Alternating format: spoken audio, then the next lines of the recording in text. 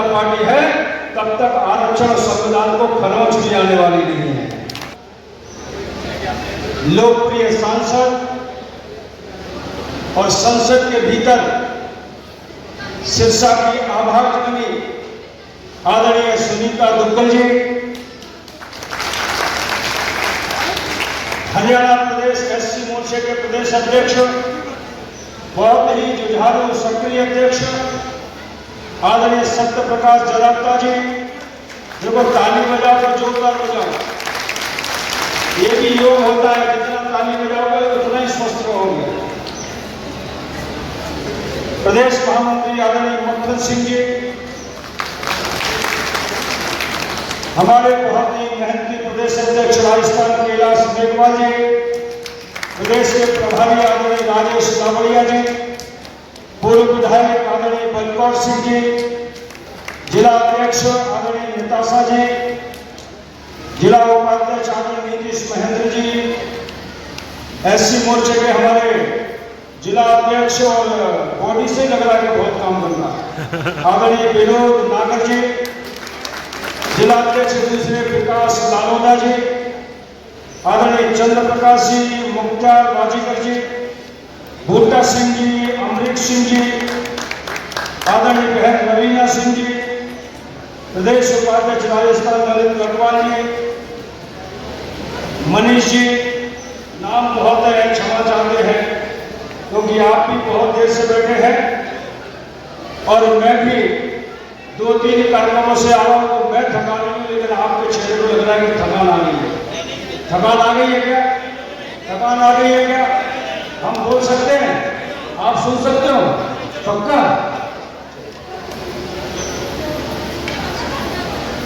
जो बोले सो निहाल। वाहेगुरु का खालसा, वाहेगुरु जी की फतेह।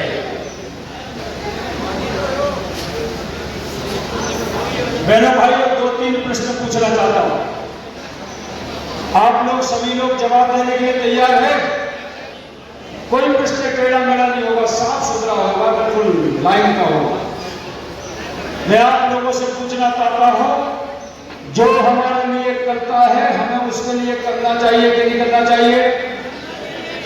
जो हमारे लिए करता है हमें उसके लिए करना चाहिए कि नहीं करना चाहिए?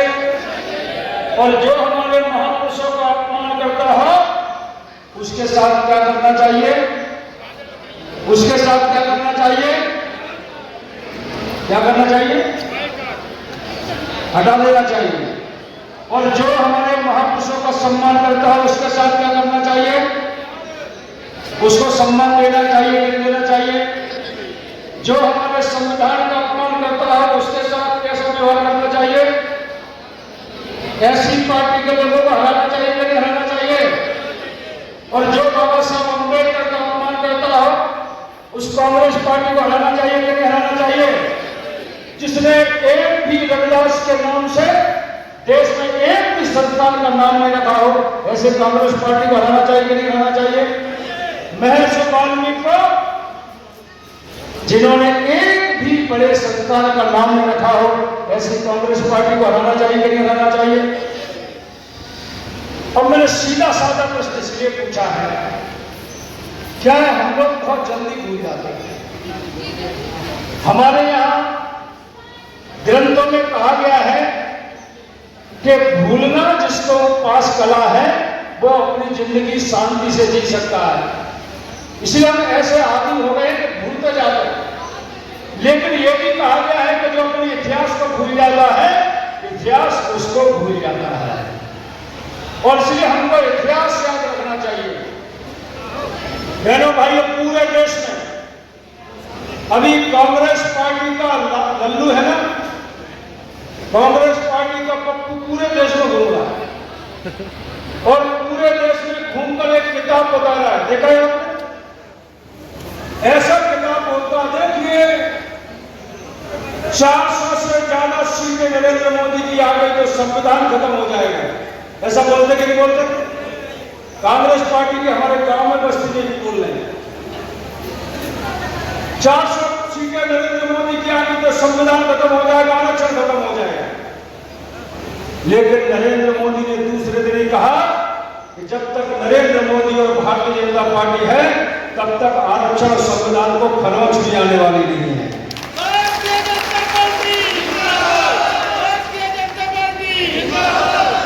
हे मेरे परिवार के लोग, एक चीज में बताना चाहता हूं, उसको गांठ बांध के रखा, भारत के संविधान को कोई खत्म नहीं कर सकता है।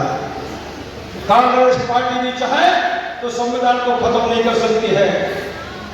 1950 को जब संविधान अंबेडकर जी ने सौंपा था, उसके 2 साल पहले संविधान सभा ने हस्ताक्षर करके रख दिए हैं कि भारत के संविधान में संशोधन तो किया जा सकता है लेकिन संविधान खत्म नहीं किया जा सकता है।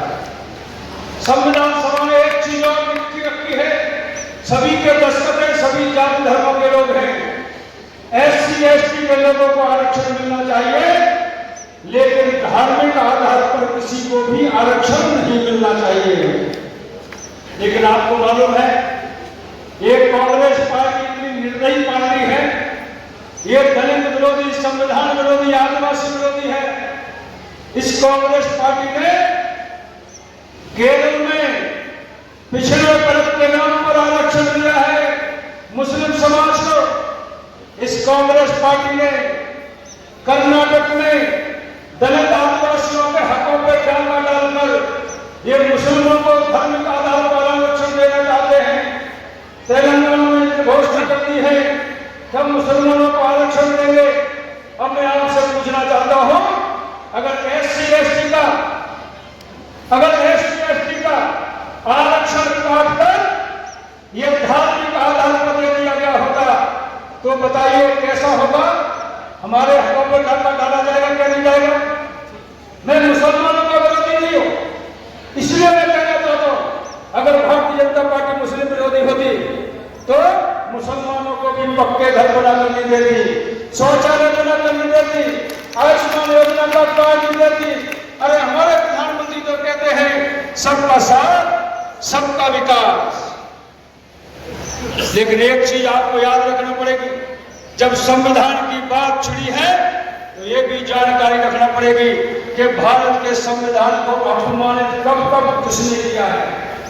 क्योंकि ये जानकारी हमको नहीं होगी तो फिर कांग्रेस के लोग, बसपा के लोग, सपा के लोग ये सब हमसे वोट कमा ले जाएंगे झूठ बोलकर। और इसलिए मैं बताना चाहता हूं, पहली बार भारत के संविधान का अपमान जम्मू कश्मीर में धारा 370 लगाकर किया। बाबा साहब भीमराव अम्बेडकर ने पंडित जवाहरलाल नेहरू से साफ साफ मना कर दिया था, मैं देश का न्याय मंत्री हूं, मैं जम्मू कश्मीर को अलग से अधिकार नहीं दे सकता। शेख अब्दुल्ला को भेजा नेहरू जी ने, जाओ अम्बेडकर को मनाओ। अम्बेडकर धारा 370 लगाकर विशेष अधिकार नहीं देना चाहता। शेख अब्दुल्ला जी पहुंचे अम्बेडकर जी के पास, अम्बेडकर जी 370 धारा लगा दीजिए, कुछ ज्यादा अधिकार जम्मू कश्मीर को दे दीजिए।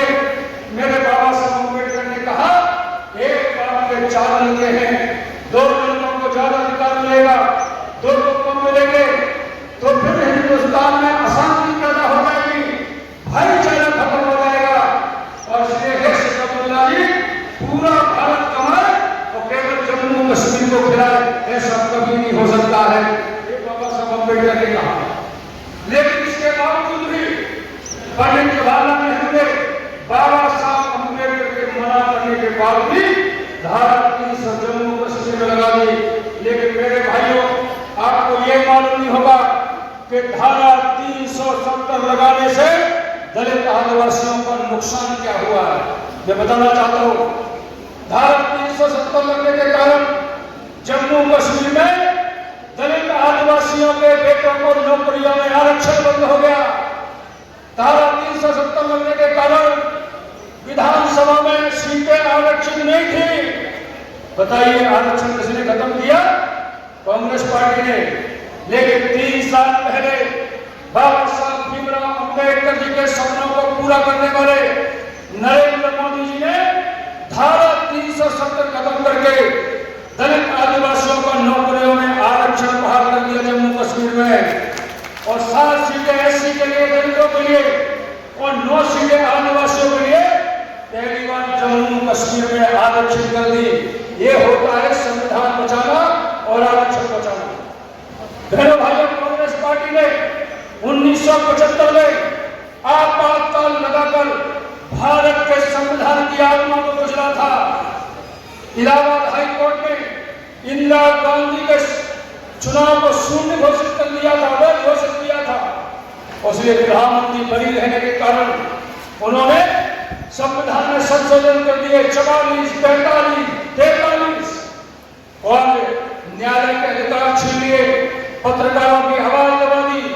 विपक्ष के नेताओं ने कहा देश बचाओ, संविधान बचाओ, लोकतंत्र बचाओ, तो विपक्ष के नेता को 19 महीने जेल में डालकर निर्दोष लोगों को हिंदुस्तान के संविधान की आत्मा को इंदिरा गांधी ने खत्म किया था।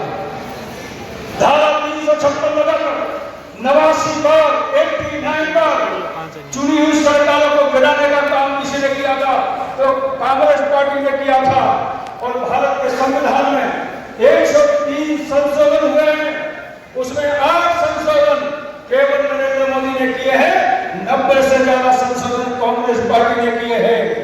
बताइए, जो 60 साल सरकार में रही हो वो आज कह रही, आज याद आ रहा है उसको।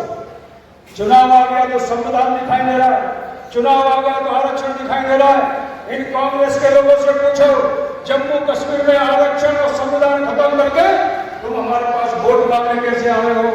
उनसे पूछिए, बाबा साहब अम्बेडकर ने संविधान में लिखा था सामाजिक, आर्थिक, राजनीतिक समानता का अधिकार मिलना चाहिए, अवसर की समानता का अधिकार मिलना चाहिए।